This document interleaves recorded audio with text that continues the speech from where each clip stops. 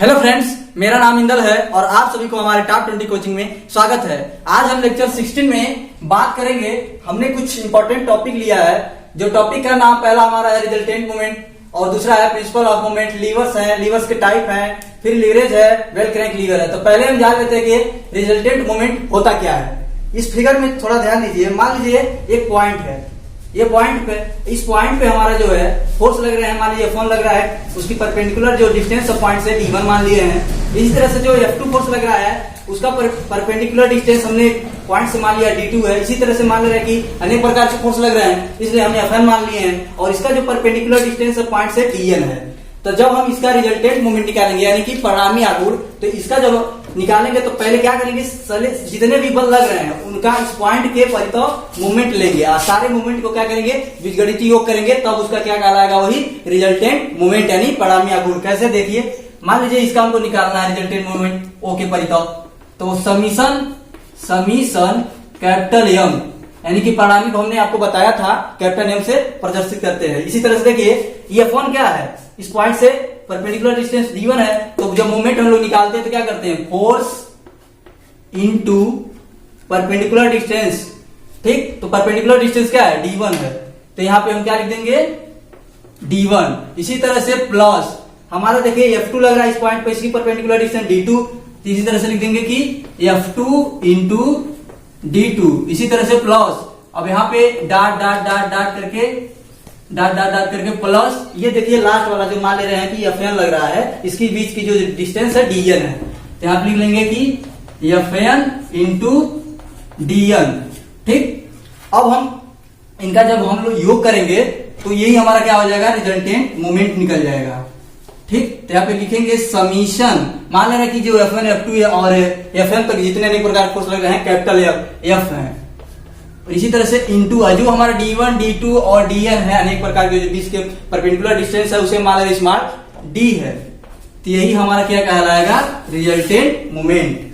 अब हम बात करेंगे प्रिंसिपल ऑफ मोमेंट यानी कि आघूर्णों का सिद्धांत। आघूर्णों का सिद्धांत क्या होता है, किसी पिंड पर किसी भी बिंदु पर अनेक प्रकार के फोर्स अगर लग रहे हो तो उस बिंदु के परितः सभी बलों का आघूर्णों का बीजगणितीय योग शून्य होता है। अर्थात यानी पिंड पर बलों का क्लॉकवाइज या एंटी क्लॉकवाइज जो मूवमेंट होता है एक दूसरे के बराबर होता है। कैसे, आइए हम अब समझते हैं एग्जांपल के तहत कि जो प्रिंसिपल ऑफ मूवमेंट होता है क्या होता है। मान लीजिए कि हमारा एक लीवर है और इस पॉइंट पे क्या है, मान लीजिए कि ये हिंज है। ठीक, अगर ये फोर्स जो है ऊपर से लग रहा है कि मान लीजिए ये F1 है, और तो क्या करेगा, ये इस जो हमारा ये लीवर है इसको क्या करेगा, क्लॉकवाइज में रोटेट करने लगा यानी कि मोशन कराएगा, यानी कि इसको लीवर को क्लॉकवाइज में मूवमेंट कराएगा। अगर मान लीजिए कि अगर F2 फोर्स लगा रहे हैं हम नीचे से, तो ये क्या करेगा, गाड़ी की विपरीत दिशा में एंटी क्लॉकवाइज दिशा में घुमाने का प्रयास करेगा।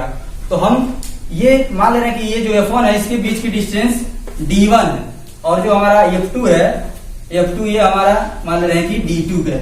ठीक, तो जब इसका हम मूवमेंट इस पॉइंट के परितः लेंगे तो जो हमारे क्लॉकवाइज वाले होते हैं उसे लेफ्ट साइड में ले लेंगे और जो हमारा एंटी क्लॉकवाइज वाले होते हैं उसे राइट साइड में ले लेंगे, यानी कि एक दूसरे के बराबर दिखा देंगे। कैसे, देखिए मान लीजिए कि F1 का अगर मूवमेंट ले रहे हैं, F1 इंटू इस पॉइंट पर क्या आ जाएगा, D1 और इक्वल, ये अपोजिट डायरेक्शन में लग रहा है तो विपरीत दिशा में चला जाएगा, तो इसलिए हम इक्वल दिखाएंगे इसको। तो F2 इंटू हो जाएगा D2।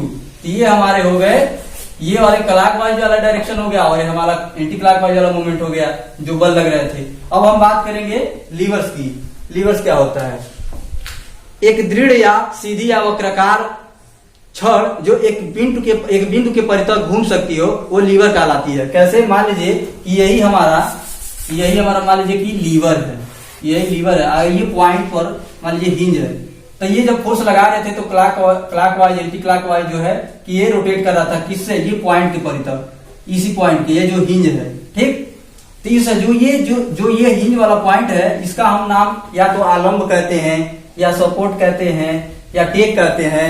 हाँ, इनका कई नाम है, 2-3 नाम ऐसे हैं। अब हम बात करेंगे कि जो लीवर के टाइप हैं वो 2 प्रकार के होते हैं। पहला होता है सिंपल लीवर और दूसरा होता है कंपाउंड लीवर। सिंपल लीवर क्या होता है, उसके 3 केस होते हैं। ये देखिए केस फर्स्ट हो गया, क्लास फर्स्ट हो गया, एक क्लास 2 हो गया, एक क्लास 3 हो गया। तो जो हमारे ये प्रथम वर्ग के जो हमारे लीवर्स होते हैं, लीवर्स को हिंदी में उत्तोलक कहते हैं। इसमें जो हमारा जो आलम्ब होता है, ये हमारा यफ है, इसको हम क्या कहेंगे, इसका नाम देंगे हम, ये आलम्ब है। क्या है? आलम्ब है। और ये हमारा मान लीजिए कि क्या है, ये हमारा, ये तो लोड हो गया, ये हमारा मान ले रहे हैं जो ये पी दिखाए, ये प्रयास है, ये प्रयास, और ये हमारा क्या हो गया, बोझ हो गया। तब देखिए जो प्रथम प्रकार का जो उत्तोलक होता है उसमें जो आलम्ब होता है वो प्रयास और बोझ के बीच में रहता है, यानी बीच में लगता है आलम्ब। इसका एग्जाम्पल आपको सीधा सीधा कैंची देखे होंगे। कैंची में क्या होता है कि जो बीच में उसका जो पॉइंट होता है, एक पॉइंट पे क्या रहता है, हिंज रहता है। तो एक तरफ प्रयास लगाते हैं, एक तरफ जो होता है, जो काटने वाला होता है, वो जो भी होता है उसे आसानी से काट लेते हैं। तो ये आता है प्रथम प्रकार के लीवर वाले में, प्रथम प्रकार के वर्ग के लीवर में। अब बात करेंगे हम सेकेंड वाले की। तो सेकेंड वाले लीवर की अगर बात करें तो इसमें क्या होता है कि जो हमारा बोझ होता है, ये डब्लू जो बोझ होता है, आलम्ब और प्रयास के बीच में लगता है। अब इसका एग्जाम्पल अगर हम देखा जाए तो सरौता आपने देखा होगा, लास्ट पॉइंट पे क्या तरह हिंज रहता है, और उसके हम क्या करते हैं कि लास्ट वाला पोर्शन रहता है, वहां से प्रयास लगाते हैं और बीच में जो भी ऑब्जेक्ट जैसे कुछ भी रख करके आसानी से हम काट लेते हैं। ठीक, अब हम बात करेंगे थर्ड वाले की। इस अगर फिगर में देखिए तो इसमें क्या होता है, जो हमारा प्रयास होता है वो हमारा आलम्ब और बोझ के बीच में लगता है। ठीक, तो इसका अगर एग्जाम्पल अगर आपको हम बताएं तो इसका एग्जाम्पल आपने देखा होगा, जो रोटी फुलाने वाला, जो पकड़ने वाला चिमटा होता है, वो हमारा थर्ड वाले लीवर में आता है। तो वो जो होता है कि देखते हैं कि हमारा एक पॉइंट पे लास्ट वाले पे क्या रहता है, हिंज रहता है, और बीच में हम लोग क्या करते हैं, प्रयास लगाते हैं, और वहां से लास्ट वाले उसके पोर्शन से आगे वाले क्या करते हैं, लोड उठाते हैं और रखते हैं। ठीक, अब हम बात करेंगे कंपाउंड लीवर्स। कंपाउंड लीवर्स जो होता है, ये जो है बेल क्रैंक लीवर, इन्हीं के जो बेल क्रैंक लीवर है, इन्हीं के अनेक प्रकार के हिंज द्वारा जो लीवर्स बने होते हैं, उन्हीं का ये यौगिक होता है, जिसे हिंदी में यौगिक लेयर कहते हैं। यानी कि सिंपल लीवर्स का समूह और या बेल क्रैंक लीवर के समूह को हम कहते हैं कंपाउंड लीवर। ठीक, अब हम बात करेंगे लीवरेज की। अगर लीवरेज की बात करें तो इसे हम अगर एक प्रकार के समझे तो हो जाएगा लीवर का लाभ, यानी कि इसको हम कह भी सकते हैं कि मैकेनिकल एडवांटेज, इंग्लिश में आंतरिक लाभ। इससे क्या हमको मिलेगा, तो मान लीजिए कि यही लीवर में देखिए जो फर्स्ट वाला केस है, इसमें देखिए जो हमारा यांत्रिक जो लाभ होता है, चाहे लीवर लाभ होता है, वो उठाया गया बोझ अपान लगाए गए प्रयास के बराबर होता है। तो यहाँ पे देखिए इस फिगर में देखिए, अगर मान लीजिए कि ये जो पी फोर्स लग रहा है, यहाँ पे देखिए पी फोर्स लग रहा है, अगर हम इस पॉइंट के पर जहाँ पे ये हिंज है, अगर हम क्या करें, इसका मूवमेंट ले तो P इंटू इसका जो बीच का डिस्टेंस मान लीजिए क्या है, AF है, यही तो है AF। अब देखिए यहाँ पे बराबर, ये मान लीजिए कि क्या कर रहा था, इस तरह से इस डायरेक्शन में क्लॉकवाइज में घुमा रहा था। अगर इसी की बात करेंगे तो एंटी क्लॉकवाइज में, यहाँ पे देखिए मान लीजिए ये यहाँ से नीचे लग रहा था, ये एंटी क्लॉकवाइज में, ये क्लॉकवाइज डायरेक्शन में, एक दूसरे को बराबर दिखा सकते हैं, चाहे क्लॉकवाइज ले ले या चाहे एंटी क्लॉकवाइज वाले। यहाँ पे देखिए W क्या लग रहा है, W हमारा W के इस पॉइंट के परत लगने, W भी एक प्रकार का हमारा फोर्स लग रहा है, इसके बीच के डिस्टेंस क्या हो जाएगी, हमारी BF हो जाएगी। यहाँ पे देखिए, अब हम बात करें, अगर हम AF को यहाँ पे रोक लें तो क्या हो जाएगा, AF, और ये देखिए यहाँ पे ये इंटू में, अगर इसको हम नीचे ला दें तो क्या हो जाएगा, भाग हो जाएगा। अगर इधर ला रहे हैं इस साइड में तो क्या हो जाएगा, BF अपान, और ये P है, अगर इस साइड में जाएगा तो W के नीचे आ जाएगा, यानी कि W अपान P हो जाएगा। तो ये हमारा क्या हो जाएगा, उठाया गया भार, और ये हमारा हो जाएगा लगाया गया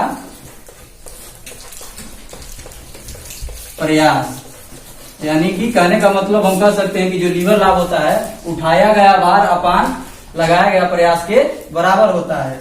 अब हम बात करेंगे बेल क्रैंक लीवर की। ये क्या होता है, ये दो भुजाओं वाली लीवर होती है, और ये किसी पॉइंट पे क्या होती है, हिंज होती है। ये इनके जो बीच में जो एंगल लिया जाता है, जो दो बल लगते हैं, जो दो लीवर लेते हैं, तो आवश्यकता अनुसार से हम क्या करते हैं, एंगल ले सकते हैं। ये क्या करते हैं, जो एंगल है, जो लीवर है, ये किसी इस पॉइंट पर हिंज है जो, या इस डायरेक्शन में भी एंटी क्लॉकवाइज डायरेक्शन में और क्लॉकवाइज डायरेक्शन में घूम सकते हैं। और ये क्या करते हैं, ये बल की दिशा को क्या करते हैं, परिवर्तित करते हैं। अगर हमको फोर्स अगर मान लीजिए कि एंटी क्लॉकवाइज में चाहिए तो एंटी क्लॉकवाइज डायरेक्शन में ये रोटेट होकर के हमारा वर्क दे देगा, और इसी तरह से अगर क्लॉकवाइज की बात करें तो क्लॉकवाइज में ऊपर के डायरेक्शन में जाकर के हमको वर्क देगा। और ये इसका प्रयोग जो होता है अधिकतर जो रेलवे लाइन में केबिन में जो होता है इसी का प्रयोग होता है, बेल क्रैंक लीवर का, जो रेलवे लाइन की केबिन होता है। अगर हम यहाँ पे देखिए, मान लीजिए कि यहाँ पे 90 डिग्री का है एंगल, अगर हम इस पे फोर्स लगा रहे हैं, मान लीजिए यहाँ से फोर्स लगा रहे हैं, हमको बल की दिशा भी चेंज करना है, मान लीजिए इस डायरेक्शन में लग रहा है, हमको मान लीजिए कि 90 डिग्री के एंगल पे है, तो इसको अगर बल को हमको चेंज करना होगा तो अगर 90 डिग्री एंगल से हम क्या करेंगे, एंगल इसका कम कर दें 90 डिग्री से, तो मान लीजिएगा यहाँ पर हम क्या कर दिए, यहाँ पे थीटा मान लीजिए इसको कम कर दिए, मान लीजिए 30 एंगल, तो 90 डिग्री एंगल से ये क्या हो गया, थीटा हमारा कम हो गया। अगर तो इसका डायरेक्शन पहले इस तरह से था, और मान लीजिए डायरेक्शन अब ऐसे क्या हो रहा है कि क्लॉकवाइज डायरेक्शन में धीरे धीरे आ रहा है। अगर यहाँ की बात करें, अगर 90 क्लॉकवाइज एंटी क्लॉकवाइज की अगर बात करें तो यहाँ पे क्या हो जाएगा, 90 डिग्री से अगर एंगल को हम क्या करें, फोर्स को अगर अधिक लगाएं उस फोर्स से एंगल से, तो क्या हो जाएगा कि ये जो हमारा लीवर होगा, अगर यहाँ से फोर्स लगा रहे हैं तो ये 90 डिग्री एंगल से अधिक बन रहा है, तो यहाँ पे theta is greater than 90 degree दिखा सकते हैं। बस ये हमारा यही होता है बेल क्रैंक लीवर। बस आज के लिए इतना ही। Thank you for watching my video.